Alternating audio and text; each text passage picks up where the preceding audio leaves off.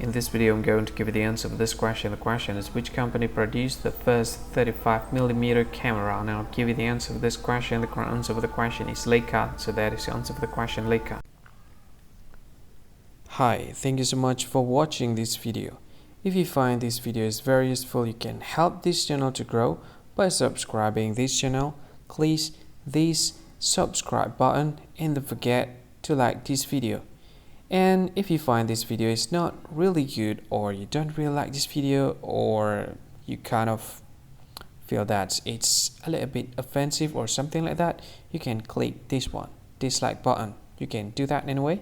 And if you want to share this video with your friend, you can share it by clicking this share button, and you can share it to any social media that you wish that is currently available at this time, like Facebook, Twitter, LinkedIn, and many others, right? And if you want to add this video to your playlist, you can click this one. You can watch this video later, and you can find more options by clicking these three dots. And yeah, don't forget to subscribe. I think that's all of it. Thank you so much for watching this video, and see you again in another video. Bye bye. See you again.